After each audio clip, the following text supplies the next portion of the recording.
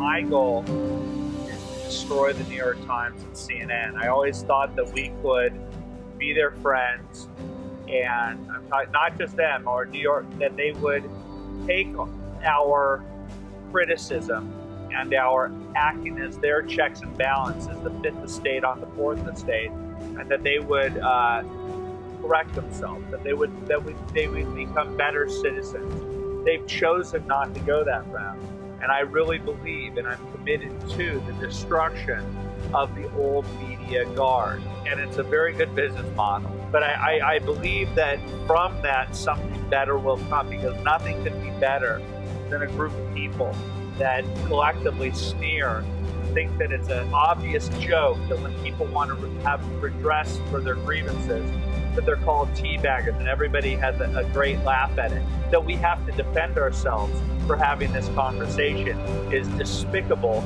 The media class is the wall that we have to climb over in order for our voices to be heard. Once our voices are heard, then democracy will happen.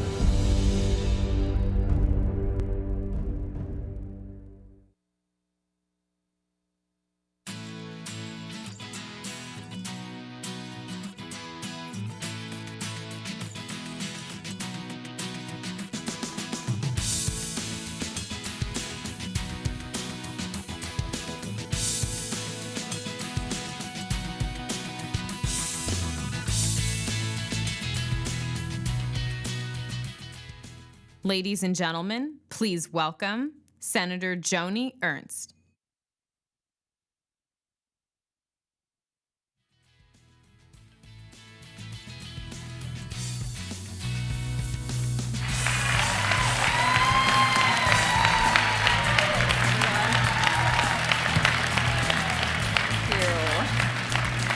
Thank you. Thank you so much. Thanks for all of you for allowing me to join you here today.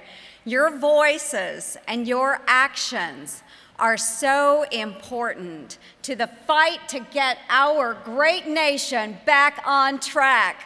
Thank you for all that you do.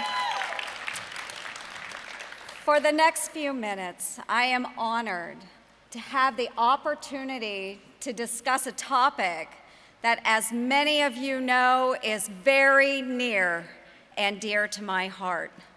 Celebrating the service and recognizing the sacrifices of America's military veterans.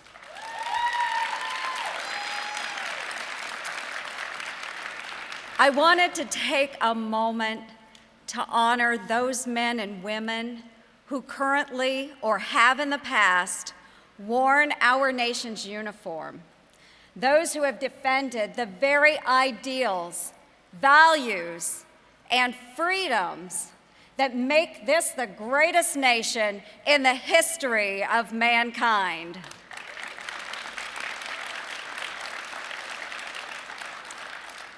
For more than 20 years, I've had the great privilege of serving my state and my country while working alongside some of our finest soldiers. My husband, Gale, has been a tremendous support system through the years. He is a retired Command Sergeant Major and Army Ranger and has humbly served our country. Thank you. Today, I serve as a Lieutenant Colonel in the Iowa Army National Guard, and I've been privileged to have commanded at many levels, from company to battalion. From 2003 to 2004, I served as a company commander during Operation Iraqi Freedom, while my unit was tasked with running convoys throughout Kuwait and southern Iraq. The brave soldiers, sailors, airmen, and Marines that we served alongside while deployed all came from different corners of America and from different backgrounds.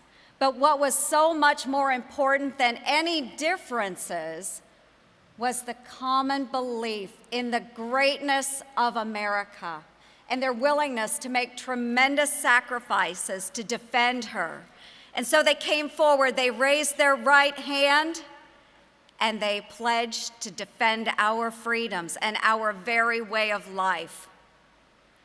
Because of the fearless men and women like these, veterans from earlier generations to those who will step forward and answer duty's call in the months and the years ahead, I will always remain optimistic about the bright future for America. Thank you. In the United States Senate, I have the honor of serving on the Armed Services Committee. We are already working on a wide range of issues, including threats from ISIS, Al-Qaeda, and others who are being radicalized by them. Congress must hold President Obama accountable to ensure that he and his administration finally develop a cohesive and strong strategy to confront these and the many other threats that we face. We also must do all we can to stand up here at home to ensure that our veterans receive the quality of care they were promised and deserve.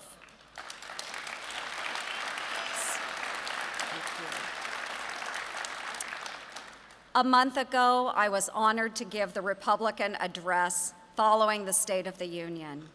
I had an extra gallery ticket, so I called my friend Owen, an Iowan who lives in this area. Owen and I attended Iowa State University together many years ago, and now Owen is an active duty member of the United States Army. When I called him, he said, "Joni, I'd love to go." But on that day, I'm being fitted for my new leg. Folks, Owen lives here now, at least temporarily, at Walter Reed Medical Center. During Owen's last deployment to Afghanistan, he and his team were caught in a firefight, and he was shot multiple times, which resulted in the loss of his leg and the sight in his left eye. I spent a morning with Owen at Walter Reed, and as he went through his routine appointments and his physical therapy with his new prosthetic leg, I was honored to be there with him. There were maybe a dozen other service members present. They were missing arms, their legs, or combination. They were in wheelchairs or on prosthetics. They were using canes and they were using crutches. And as I looked around, I didn't see America's broken soldiers. I saw America's tenacious survivors.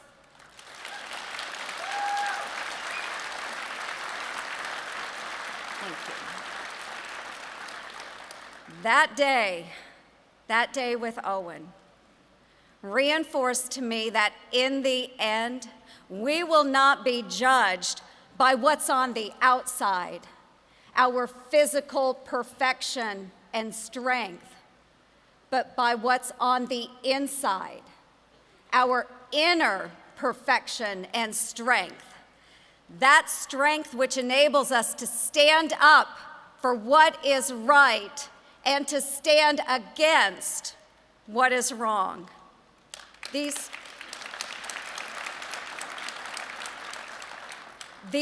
men and women, Owen, his teammates, our other wonderful veterans, they have all demonstrated their inner strength and courage.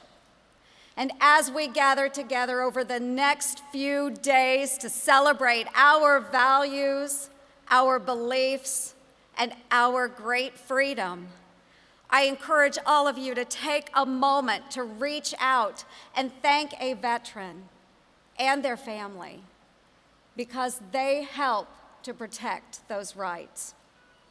In fact, at this time, if you are able, I would like to ask all of our military men and women to please rise and allow us to show our deep gratitude and appreciation.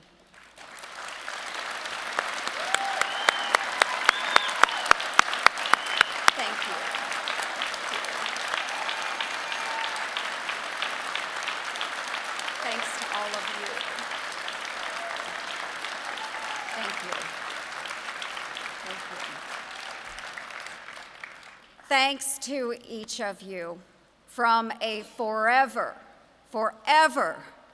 grateful nation. Thank you all for having me here today, and may God bless you.